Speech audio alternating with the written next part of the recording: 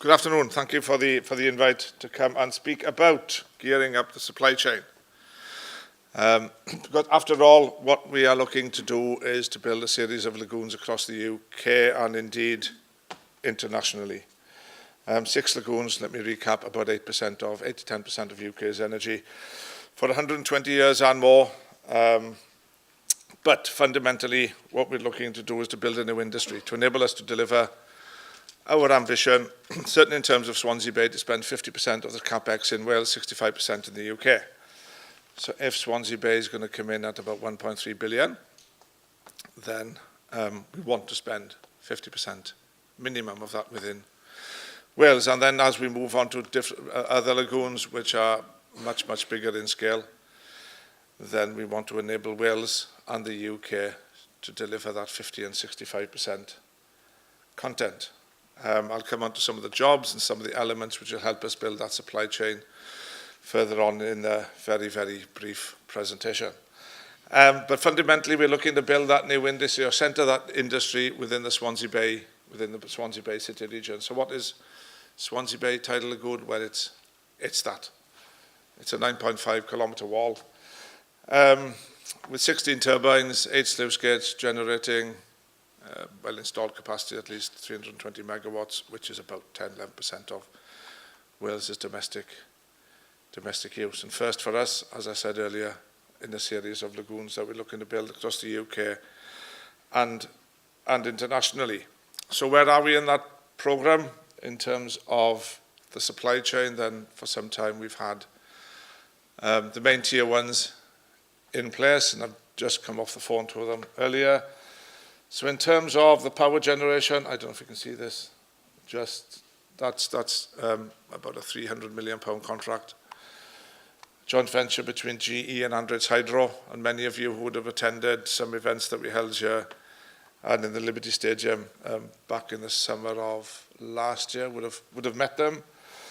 O&M for the power generation for the first 5 years at least, and that's again is GE and Andritz Hydro.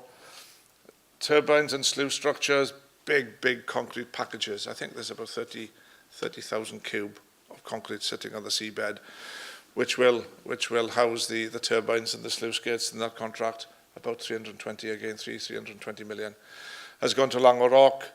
The Marine Works, China Harbour Engineering Company, ancillary civils, and that's Alan Griffiths, that last package, about 70 million pounds.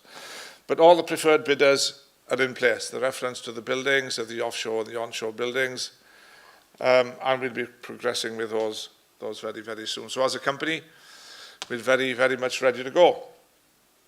But that commitment to the UK is real, and for some time we've had a database on our website where interested companies can register. And I guess we're about here. We've got over 1,000 companies now that are interested in being a part of the supply chain. And this slide just highlights where those companies would be in terms of not only the turbine package, but those packages that I showed earlier. So we've got great interest, and that interest ever increasing as the project moves forward. But in terms of the jobs, because obviously it's not only about power, it's about building this new industry, it's bringing wealth to the UK.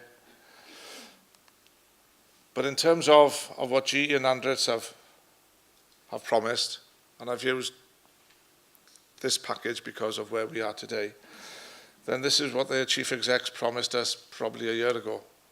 Main component parts of a turbine. And interestingly, we don't do any of this within the UK at the moment. This is their promise in terms of the turbine. And we're hugely excited by that. So why can't we do this? Why can't we do the discharge ring in the UK? It's because we haven't got a machine big enough.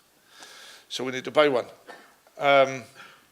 So that's a great start. In terms of the generators, then 16 of these, and this is what they promised. And this is enabling them to hit our target, which is their target, which is 50%, well, 65% UK content. I mentioned jobs earlier, and some of you may have seen this before. This is Cardiff Business School highlighting about 2,000 construction jobs at peak construction. This just for Swansea, just for construction. And then about 60 long-term jobs in terms of O&M, 90 supporting the tourism and other facilities. In terms of the 6 lagoons that we're looking to develop, then at peak construction, 70,000 jobs.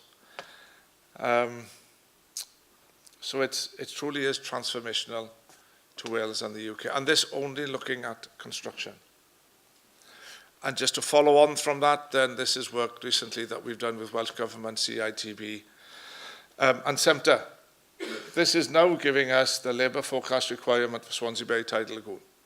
It's telling us how many people we need, what skill sets they need, or what roles they need, and for how long we'll need them. What we're able to do with this is to extend that model to include those other 6 lagoons. Running in parallel with this, then we have similar for manufacture and assembly, and both of these reports will be available at the end of March, I hope. So that's really giving us an understanding of the labour requirement, which is a critical part of the supply chain in order to deliver our 50%, 65% commitment. And sitting beneath all of that is the skills requirement. So now, well, by the end of March, we'll understand what skill sets these people will require, both in manufacture, assembly, O&M, FM, and construction for Swansea Bay Tidal Lagoon. Then we upscale that to give us an understanding where we need to start addressing our focus with FE and HE and other training providers. And looking forward, and perhaps this is the array bit, I don't know, but this will give you an idea of scale. This is Cardiff. This is probably our next lagoon. Where Swansea's breakwater was 9.5, this is 22 kilometres. Can't see it, little red dot is gone. Where Swansea's got 16 turbines, we've probably got 90 turbines here. So this is what we refer to as a full-scale lagoon, significantly bigger in size. And to give you an idea, that's Swansea Bay sitting within Cardiff. And we're already a long way advanced in developing Cardiff, Colwyn Bay, Newport, and other lagoons to the point where we generally know what the seawall structure is going to look like. We know what the turbine structure is going to look like. Interestingly, on this one, you can see the turbines are getting bigger, where Swansea's 20 megawatts, then Cardiff's probably 30 megawatts. But as I said earlier, that's just the beginning. We have now staff in France. We have an international director responding to interest from South Korea, Mexico, Nova Scotia, India. And indeed, we see this as a global opportunity. It's not about Swansea. It's not about Wales. It's not about the UK. It's the opportunity to deliver this new business globally. If you'd like to be a part of that supply chain, then you can register your interest on the Swansea Bay website. Our commitment is that any contract over £5,000 will be registered on Sell to Wales.